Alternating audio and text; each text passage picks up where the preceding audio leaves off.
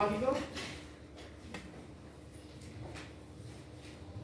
vamos a tener que hay tres tipos principales de retención de mucosa: quistes epidermoides y quistes de duplicación. Los quistes esofágicos son bolsas llenas de líquido en las cuales pues, se forman pues, dentro del esófago, ¿no? Y estos quistes van a ser anómalos y pueden variar en tamaño, composición y origen. De acuerdo al tipo de retención de mucosa, vamos a ver que estos quistes se caracterizan por la acumulación de moco en las glándulas esofágicas. Estas van a ser estructuras saculares llenas de moco y que se forman en las glándulas esofágicas. Generalmente estas se encuentran en la mucosa del esófago, específicamente en la capa interna del tubo digestivo.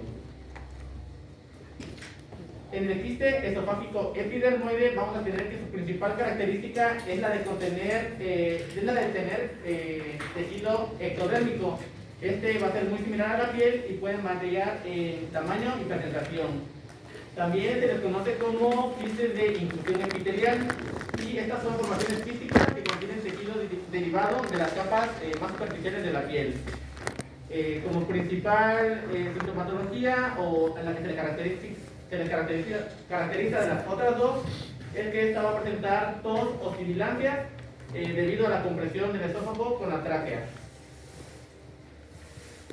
En cuanto al quiste de duplicación, vamos a tener que son quistes mediastínicos, como duplicaciones esofágicas, y se encuentran cerca de la pared esofágica. En la primera imagen vamos a ver una radiografía lateral, y en la segunda imagen vamos a ver lo que es una tomografía axial. Otra de sus características de los quistes de duplicación es que están cubiertos por dos capas musculares y el epitelio es escamoso, columnar y pseudoestratificado o ciliado. Afortunadamente son muy raros. Pues son patologías que existen, no conocerlas, pero por fortuna de Dios son raros, Y bueno, vamos a ver que estos tres tipos de quistes resultan, bueno, principalmente el último, que es el epidermoide, que resulta en un error en la formación del tubo digestivo, principalmente durante lo que es la formación del embrión. Su principal característica o sintomatología es la disfagia, acompañado de dolor de pecho, regurgitación, vómitos, y en casos un poco más graves van a haber infecciones recurrentes. Entonces, a tomar en cuenta que es una sintomatología un poco distinta a las anteriores dos. Y bueno, en cuanto al tratamiento de elección, es la resección quirúrgica por toracotomía o videotoracoscopía. Entonces son congénitos. ¿Perdón? Entonces son congénitos estos tipos de quistes. ¿Cómo? ¿Son congénitos? Sí, nadie tiene un problema de están mal hechos.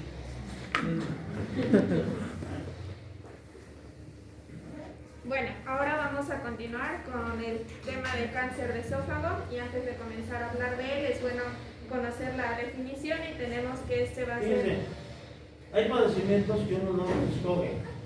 Ya nació uno así, pues ya. Pero hay otros que se adquieren.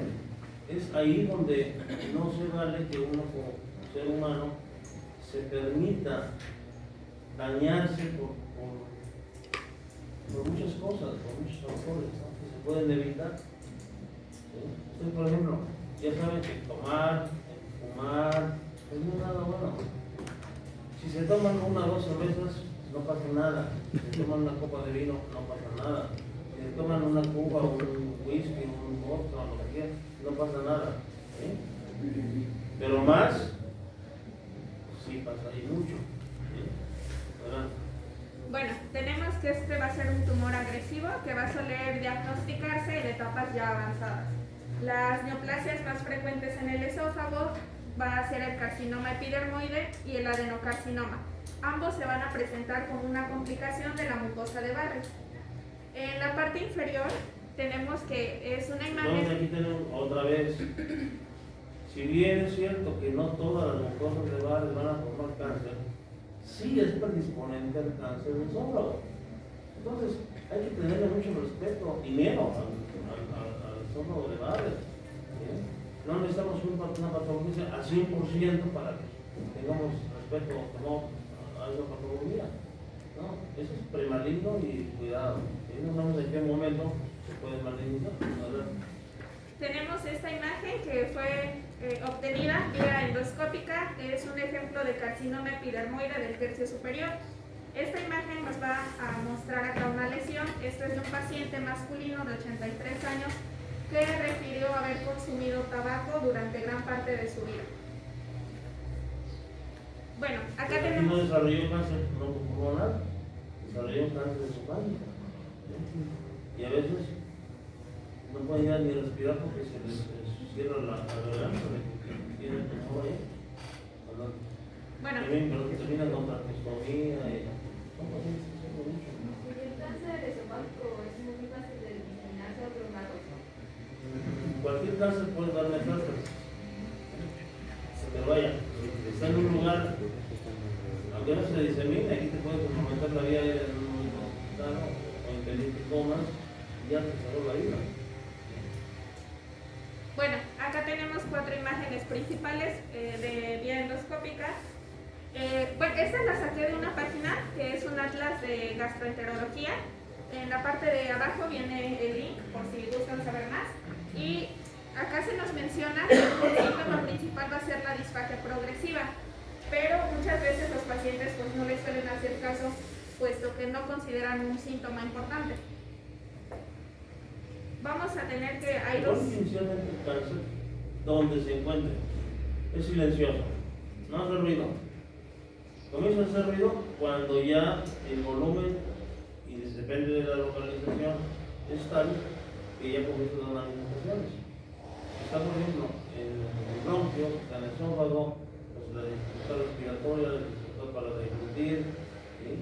No es lo mismo que el mismo tamaño del esófago está, por ejemplo, en el colon, pues el colon no siente nada, ¿sí? Es ya muy grande para que dé sintomatología. Adelante. Para comenzar a estudiar ambos, vamos a dividirlos en los dos tipos que existen. El primero es el carcinoma de células escamosas. Este va a comenzar en las células escamosas que recubren el esófago. Por lo general, este se va a desarrollar en la parte superior y en la parte media del esófago. Todo lo contrario al adenocarcinoma, porque va a comenzar en el tejido glandular en la parte inferior del esófago, que es donde se da la unión esófago-gástrico.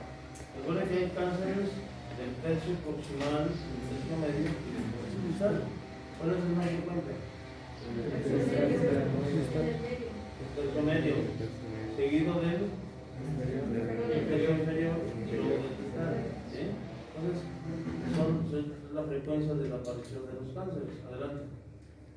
Bueno, encontré esta imagen, igual en el mismo atlas de gastroenterología, que nos muestra cuál va a ser el curso dependiendo de en qué parte de la patología estemos. Vamos a iniciar con un reflujo gastroesofágico, posteriormente nos va a dar una metaplasia, seguida de una displasia de bajo y alto grado, para desembocar en un adenocarcinoma. Entonces se cuenta como el reflujo gastroesofágico, que para mucha gente pues es una molestia, se toman cualquier antiácido. Tiene cambios celulares en la mucosa esofágica hasta que se genera en un rango adenocarcinoma. Entonces hay que tener muy en cuenta que el reflujo gastroesofágico se debe tratar bien, de lo contrario evoluciona a cambios en la mucosa hasta terminar en adenocarcinoma. Adelante. Bueno, algo bien importante a considerar son los factores de riesgo. Como principal punto tenemos el consumo del tabaco y el consumo alto de alcohol. Un factor predisponente para padecer esta patología es el esófago de barro. También existe un amplio papel de la dieta y también ser del sexo masculino, además de divertículos del esófago y la ingestión accidental de lejía y las secuelas que este nos puede quedar en el esófago.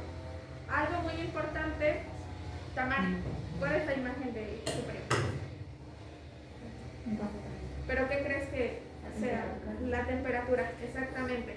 La ingestión de bebidas calientes nos va a predisponer a padecer lesiones en el esófago que después nos pueden desembocar en un cáncer de esófago. César, ¿qué es esto? El Smirnoff. ¿Y crees que nos haga daño? Sí. Bastante. Obviamente. Bueno, a un lado tenemos el tabaco y algo, bueno, no sé si a todos nos guste, pero en lo personal a mí sí me gustan mucho las cosas picantes y las cosas ácidas. ¿Qué? ¿El vodka? ¿No? También La salsa Esa valentina. famosa salsa valentina que para mí es una vinagre. De vinagre. vinagre.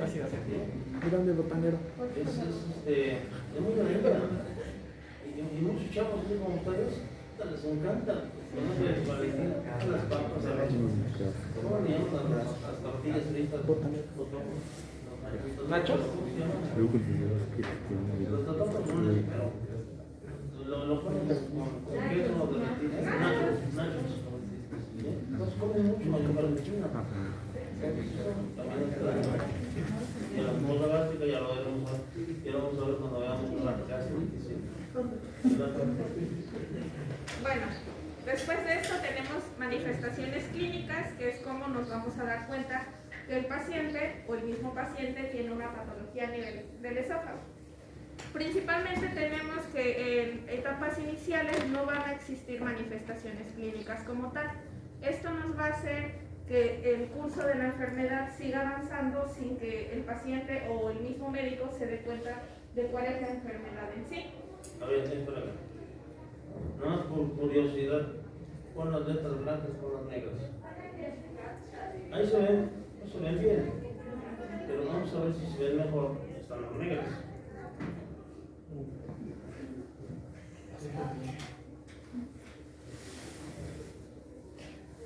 ¿Por qué? Porque el fondo es claro.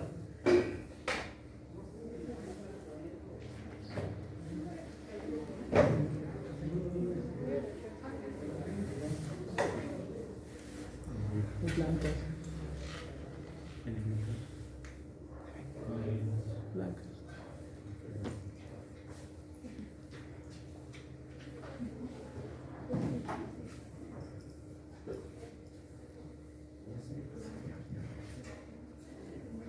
¿Cómo lo ven mejor ustedes? ¿Con blancas o con negras? Negras. Como que se aprecia un poco más con negras, ¿verdad? Y ya les he dicho, pónganle negritas o blanquitas. Resalta más. Bueno, también algo importante a considerar es la pirosis, que no va a tener respuesta a tratamiento médico. Recuerden que debe. ¿Qué cosa es pirosis? ¿Sí?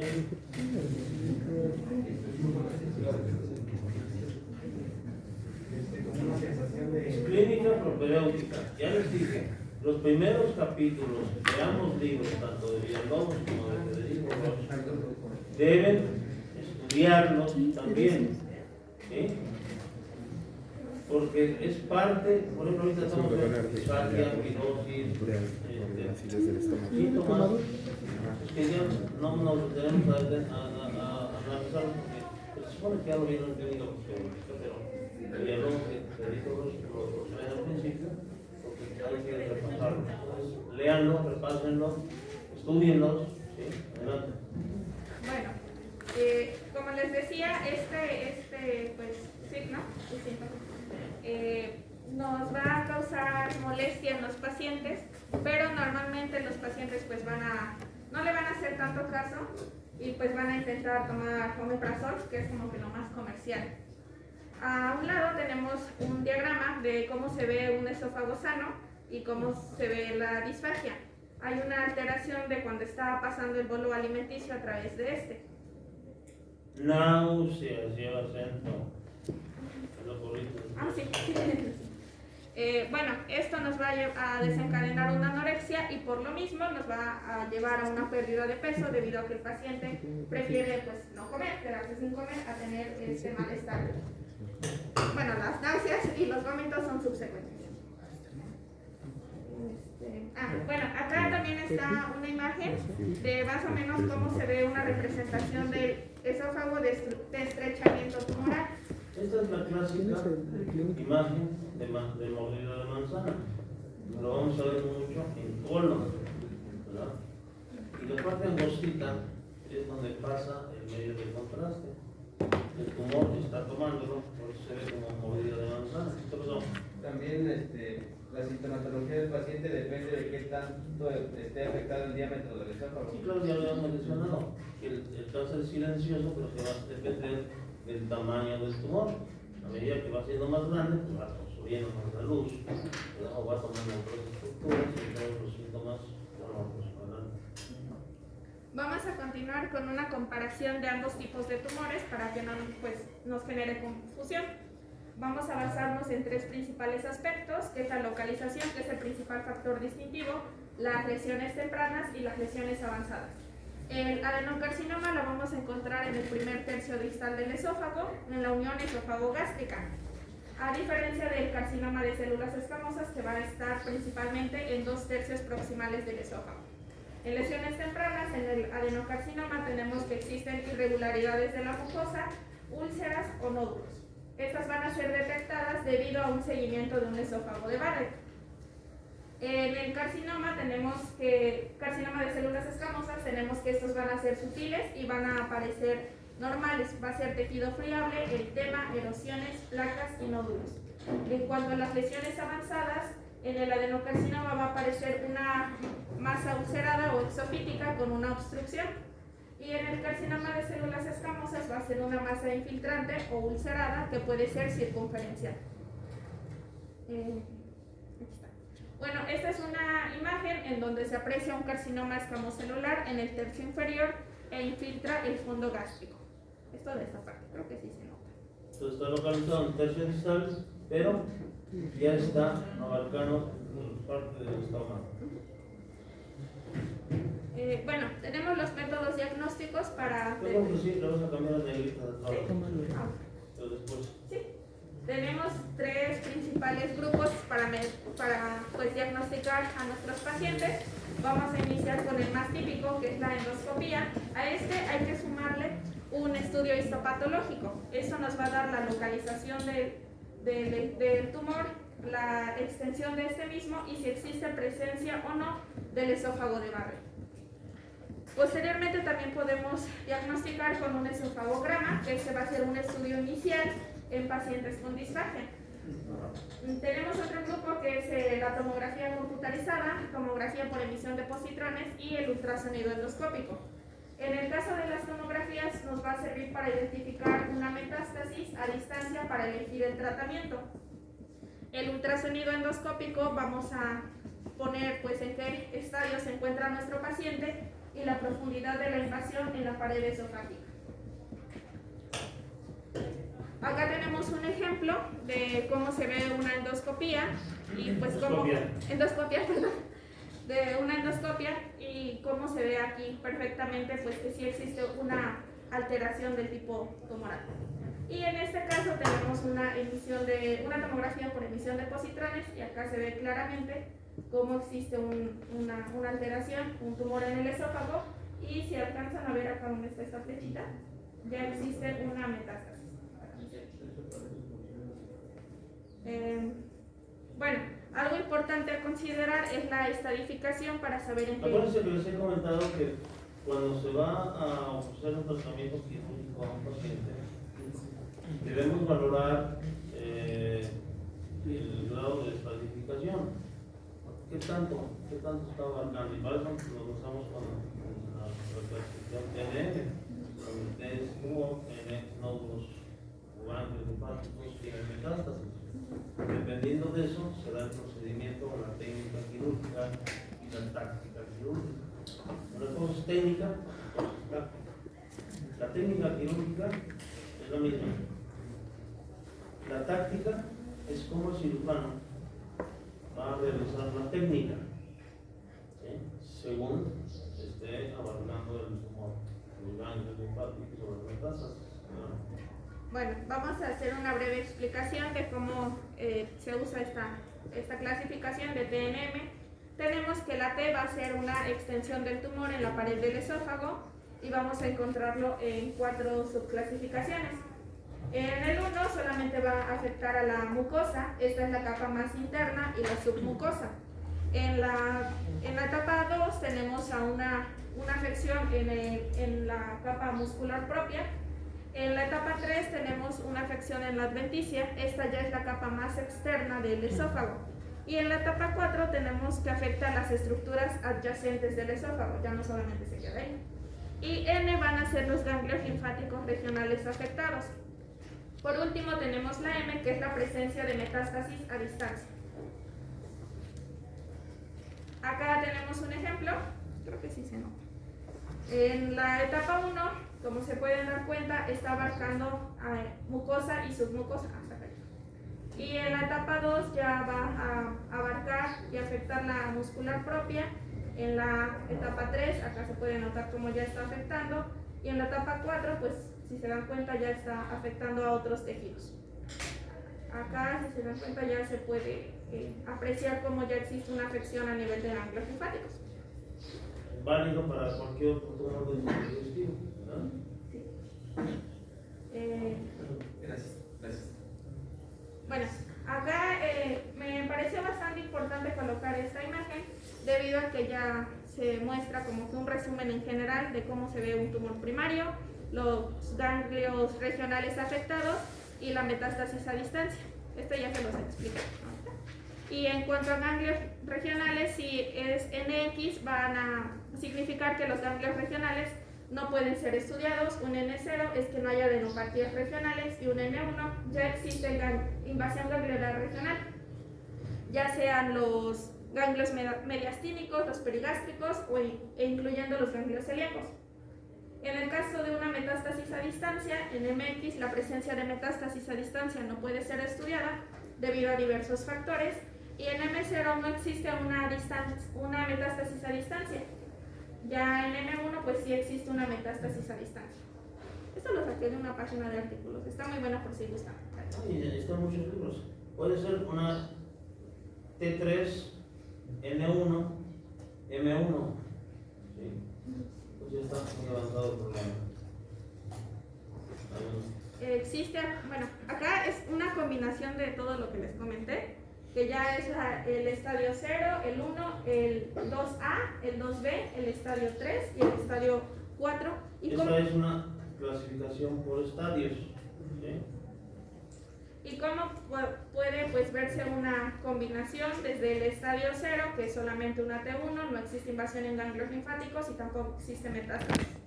Y cómo se puede ver una gran diferencia hasta que llega al estadio 4, donde la tumoración puede estar en cualquier fase. La afección a ganglios linfáticos también puede existir, y en esta sí ya existe una metástasis como tal. Bueno, pasamos a ver el tratamiento. Esto va a ser por diversos métodos, pero para iniciar es una resección endoscópica de la mucosa. Esto va a estar indicado para el cáncer temprano y sobre todo, como su nombre lo dice, cuando está apenas limitado a la mucosa o la displasia de alto grado en el caso de un esófago de Barrett. La lesión tiene que ser con un diámetro ya sea menor o igual a 2 centímetros y también debe de abarcar menos del primer tercio de la circunferencia de la pared esofágica. Encontré un diagrama donde acá está la tumoración y hacen como un marcado, por así decirlo, para posteriormente hacer la resección y quitar la masa tumoral. Acá se puede ver cómo es una resección endoscópica de la mucosa. Este es un aspecto final de la disección que fue concluida en 20 minutos con una resección completa y en bloque. Acá, bueno, estas son 6 imágenes y en este vínculo pueden ver cómo pues van marcando paso a paso, porque quería poner un video pero como tal no lo encuentro. Bueno, otra forma de tratamiento es la cirugía por esofagectomía, que es una lesión que va a penetrar hasta la submucosa, ya sea en etapa T1, sin ganglios linfáticos regionales, y también no debe de existir metástasis. En algunos centros las lesiones que penetran hasta la muscular propia, es decir, una etapa T2, pueden ser resecadas. Una esofagectomía tras quimioterapia neoadyuvante o seguida de una quimiorradioterapia. Para esto es en el caso de los tumores ya localmente avanzados, es decir, que están en etapa T3, ya sea con enfermedad o sin presencia de esta a nivel de los ganglios. También puede ser aplicado en los pacientes que ya están en etapa de T4, pero solamente bajo ciertos criterios del médico. Bueno, otro tratamiento es la quimiorradiación. Este va a ser el uso de radioterapia y quimioterapia. Nos va a servir para reducir el tamaño del tumor para su posterior resección o como tratamiento definitivo. Estas son consideraciones que debe de tomar el médico. También hay que tomar en cuenta que pues, es algo citotóxico, pero tiene que ser valorado por un especialista en esto. Tiene que ser una combinación de 2 a 3 medicamentos utilizados debido a la mayor tasa de respuesta. Encontré que este medicamento es el más utilizado para el cáncer de esófago. Desde luego que todos este tipo de tratamientos no lo llevamos a cabo ni los cirujanos quirúrgicos, ni los cirujanos clínicos, ni los gastroenterólogos clínicos. Dije cirujanos quirúrgicos, no los quirúrgicos ni los clínicos. Lo lleva a cabo el quimioterapeuta. ¿Sí? Entonces, eso ya es otro cantar, eso ya lo maneja él. Adelante. Bueno, por último tenemos tratamientos ya paliativos. Esto va a ser utilizado en el cáncer esofágico avanzado. Existen dos objetivos a considerar para utilizar este tratamiento. Para empezar, tenemos la paliación de los síntomas y el confort del paciente, puesto que ya no es posible utilizar un método quirúrgico. Lo más eficaz es pues que nuestro paciente se sienta cómodo. Y también prolongar la supervivencia. Van a ser procedimientos endoscópicos por dilatación, colocación de stent y ablación láser.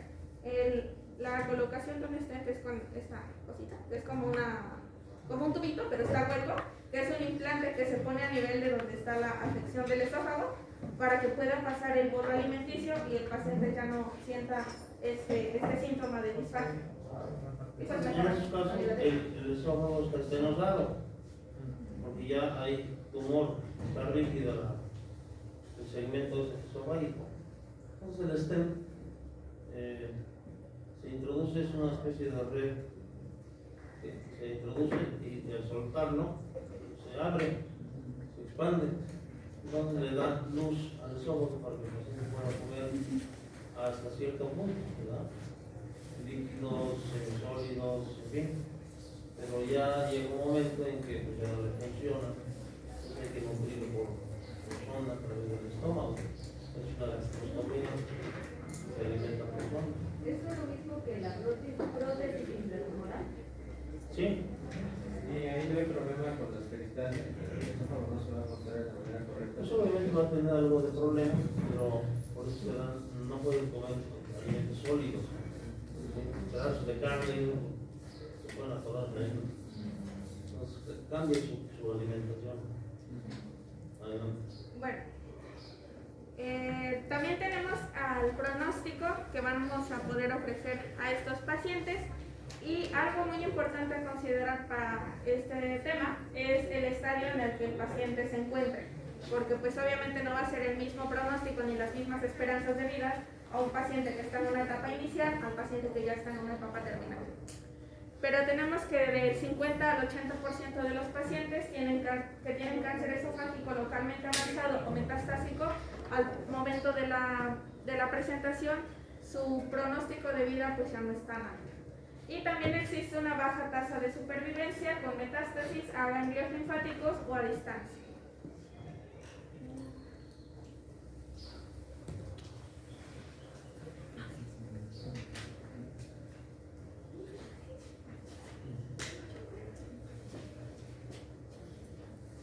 Y bueno, continuando, vamos a ver la comparación entre tumores benignos y el cáncer de esófago. Es más que nada un resumen. Es un resumen de estos dos temas para que no se confundan.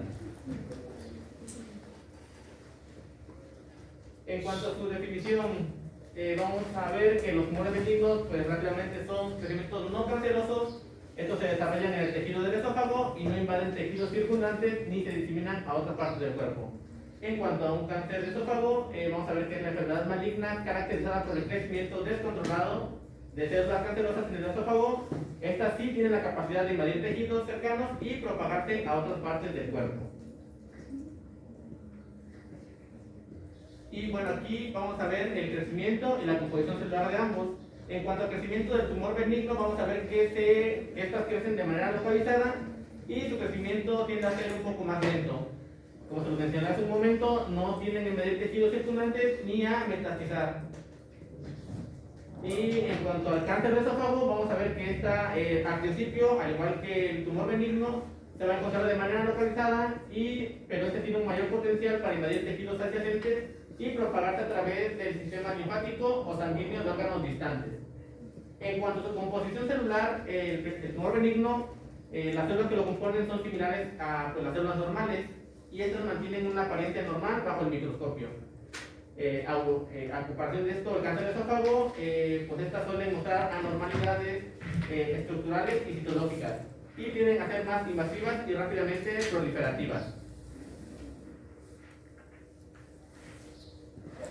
El tratamiento del tumor benigno, puede ser tratado con extirpación quirúrgica, terapias endoscópicas o en algunos casos, pues simplemente la observación, ¿no? En caso de que el tumor no esté presentando algún malestar importante, pues solamente se mantiene en observación. Y en el cáncer de esófago, como se lo mencionaba mi compañera, va a incluir la cirugía, la radioterapia, la quimioterapia y las terapias dirigidas. Aunado de esto también puede ser una combinación de estas opciones y dependiendo de la etapa y característica va a ser el tratamiento específico para el tipo de cáncer. En el pronóstico, el tumor benigno por lo general tiene un pronóstico favorable pues después de la extirpación y en el cáncer de esófago pues va a depender también en la etapa en la que se diagnostique. Por lo general en etapas avanzadas tienden a tener un pronóstico menos favorable y con mayores complicaciones.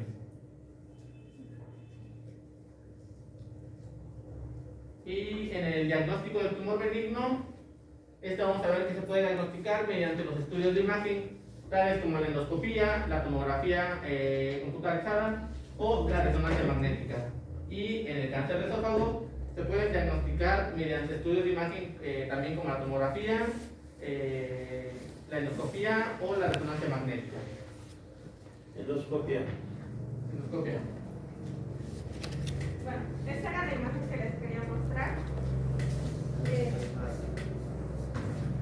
Me pareció muy importante cómo hace un contraste es de España, porque como tal no encontré, pero es la más reciente, que es de 2023.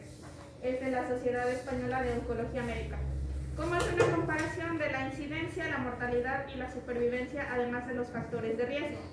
Tenemos que, si se dan cuenta, en cuanto a la supervivencia se ha duplicado en los últimos 40 años y hace una comparación, no sé si se ve, pero sí. Cuando les pasen las diapositivas se va a ver. Ajá. ¿No encontraste nada de México?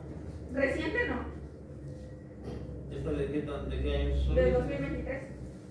¿Y en México la última cuándo es? Creo que decía de 2017. ¿Perdón? De 2017 me parece. Bueno, hay una comparación en cuanto a género masculino y femenino y si se dan cuenta, si eres un masculino y presentas cáncer de páncreas, tienes bien pocas ganas de sobrevivir. Además de que dentro de la cuando tengan esto hay que presentar, o sea, no hay que dejar de presentar lo de México, ¿sí? Porque al fin y al cabo estamos en México. El comportamiento de las enfermedades a veces es diferente de un país a otro. Entonces, se puede hacer el estudio comparativo.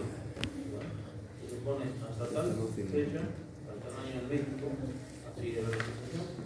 En España, 2023, es el.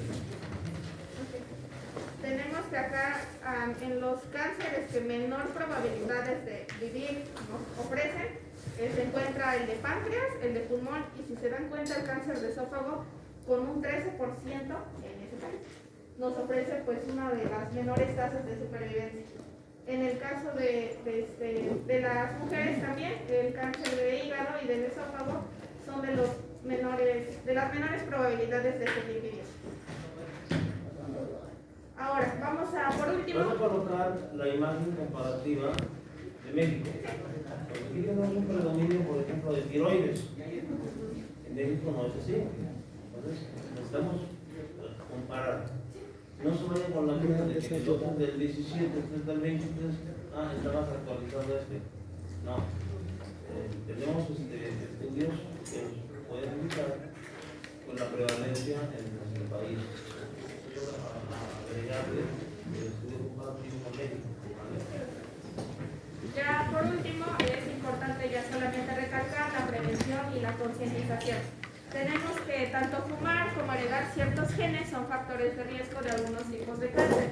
Pero entre ambos, pues los genes que heredemos no se puede evitar, pero el hecho de fumar sí lo podemos evitar. Hacer ejercicio con regularidad y consumir una alimentación saludable son factores que nos van a proteger contra algunos tipos de cáncer. Aunado a esto, es posible que al evitar los... Ya saben que en China la Coca-Cola ya no está bebida. ¿Ya saben? Está considerada ahora como artículo de limpieza. ¿Sí? La Coca-Cola en China ya no es una bebida, es un artículo de limpieza, como de usar Harpic o usar para los tapacaños y limpiar los WC. Ya no es bebida. Bueno, es posible que si evitamos los factores de riesgo y además de esto aumentamos los factores de protección, va a disminuir el riesgo que tenemos como personas de padecer cáncer. Pero algo muy importante que cabe recalcar es que esto no va a significar que no nos podemos enfermar de cáncer. Pero pues, si aumentamos las probabilidades de que consumimos tabaco, alcohol, bebidas calientes y encima tenemos una vida sedentaria, sí existe una alta probabilidad de padecer esta enfermedad. Pues ya está. Gracias por todo. ¿Dónde está la bibliografía? La dejamos en una hoja. Pero creo que ya no se aplicó.